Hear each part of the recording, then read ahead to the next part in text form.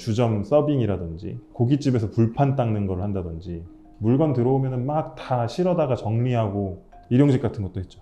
그때는 뭐 한 달 알바 해가지고 돈 받는다 그러면은 50만 원 벌 때인가? 그때 통장 잔고가 10만 원 넘었고 10만 원 안 됐어요. 팀장님은 수능을 보셨나요? 또 보긴 봤죠. 이게 그냥 안 보려고 하려다가 부모님이 그래도 대학은 나와야 사람 구실한다. 어르신분들이 다 그런 얘기 하시잖아요. 그래가지고 그냥 등 떠밀려서 봤는데 당연히 뭐 준비 제대로 안 하고 봤으니까 망했죠. 수능을 좀 포기를 하고 있었다. 수학을 좀 좋아했어요. 그래서 제가 어쨌든 간에 수학을 좋아했으니까 수학 점수는 되게 좋았거든요. 근데 그때 마침 고등학교 입학을 했던 해에 되게 좀 천재라고 불리는 선생이 새로 들어온 거예요. 이분은 천재예요. 평범한 사람의 마음을 이해를 못하는 거죠. 이론 같은 거 하나 알려주면 아, 이 이론이 그런 거구나. 그러고 나서 바로 이해하고 응용 문제까지 풀어버리는 거예요. 무슨 사건이었냐면 저는 천재는 아니었어요. 그냥 좋아했던 거예요, 수학을. 뭔가 하나의 이론을 새로 배우면 와, 이걸로 어떤 문제들을 풀 수 있지? 문제집을 엄청 여러 개를 푼 거예요.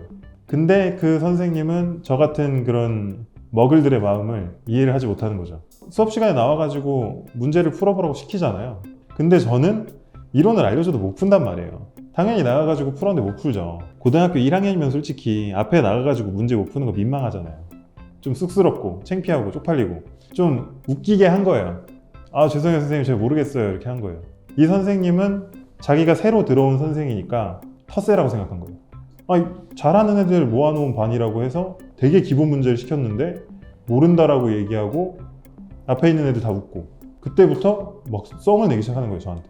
그리고 매 시간마다 저를 짚고 막 인신공격을 하고. 그러니까 한국 문화에 적응을 못한 거예요. 이분이 외국에서 강사를 하다가 와가지고 한국 문화에 적응을 못한 거예요. 근데 제가 잘못 걸린 거예요, 타이밍이. 좋아하는 과목에 흥미가 사라지면 다른 과목도 사실 손대기 싫어지잖아요. 그래서 이제 고등학교 때 그 선생 만나면서 교무실도 엄청 불려다니고 결론적으로는 공부에 흥미를 잃었고 딴 데 눈을 돌린 거예요. 아르바이트를 했죠. 저는 이제 중학교 3학년 때부터 아르바이트를 했어요. 궁금했어요. 이 일을 해서 돈을 번다라는 게. 어른 되려면 어떻게 해야 돼요? 물어보면은 돈 벌면은 그때부터 어른이라고. 그래서 아, 돈을 벌면 어른이구나. 돈은 어떻게 버나? 이게 그냥 어린데 호기심이 있는 거예요.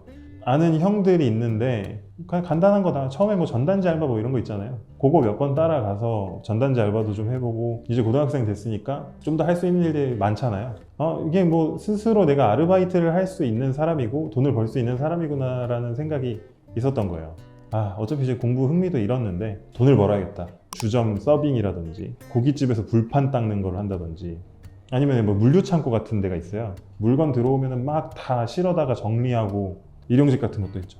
이런 식으로 하다 보니까 일을 좀 열심히 하는 편이었거든요. 왜냐면 나는 뭐 공부는 관심이 없으니 돈 벌어야겠다는 생각이 있으니까 다른 친구들 용돈벌이 하듯이 할 때 저는 그냥 일 배우듯이 열심히 한 거예요. 그러면 당연히 사장님들이 얘 일 잘하는데 번호를 주시는 거죠. 그리고 일을 소개해주고 다른 사장님한테 저를 소개해주고. 그리고 그때 당시에 뭐 사실 뭐 알바 천국 막 이런 거 없잖아요. 다 뭐 벼룩시장 막 이런 거에서 사람들이 볼 때잖아요. 사실상 사장님들 연락처로 해가지고 소개받는 게 되게 많았어요.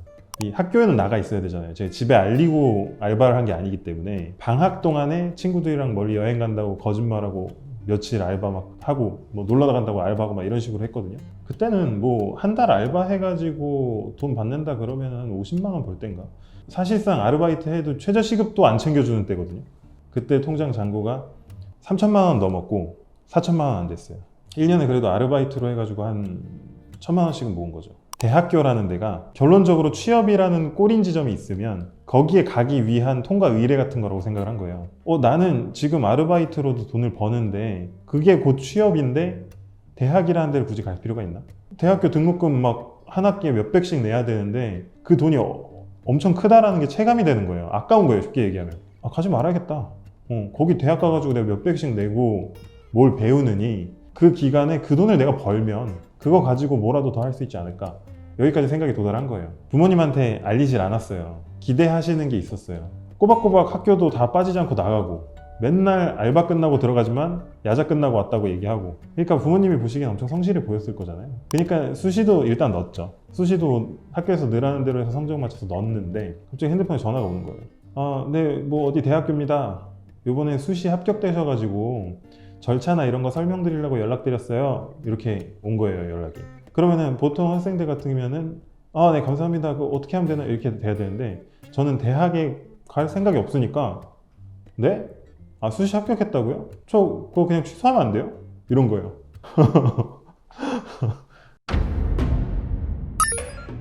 그 집에 가서 얘기를 하긴 했어요. 아, 수시 합격했다고 연락 왔는데 그냥 안 간다 그랬다고. 그랬더니 부모님이 역정을 내시면서 아니, 부모님한테 얘기를 한번 해보고 나서 다시 연락드려도 될까요 정도는 해야 되는 거 아니냐고. 그래가지고 아, 그렇네요. 이랬었죠. 아, 그러니까 나중에 말씀을 드렸어요, 부모님한테. 아, 대학에 가고 싶지 않다. 나는 그냥 바로 일을 해서 돈을 벌고 싶다. 이제 부모님도 심각해진 거죠. 그냥 약간 날벼락 맞은 것처럼 안 된다. 그래도 대학은 가야 된다. 어디라도 좋으니 대학을 가라.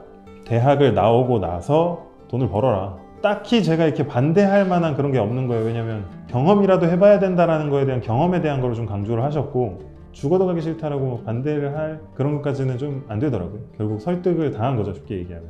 결국에는 이제 수능을 받고 점수는 당연히 잘 안 나왔겠죠. 경기권에 있는 전문대에 갔어요. 아마 수능 포기하고 싶어하는 친구들이 많을 거예요. 그리고 요즘에 대학 필요 없다, 막 이런 영상들 엄청 많더라고요. 일리가 있는 얘기라고 생각을 해요. 근데 이제 이런 지방 전문대의 현실은 학기가 지날 때마다 동기들이 사라집니다.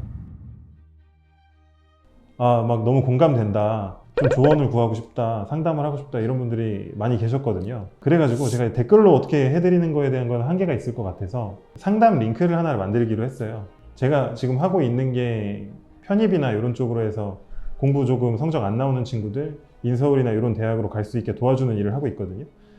그런 쪽으로 아마 좀 도움을 드릴 수 있지 않을까, 이렇게 생각이 됩니다.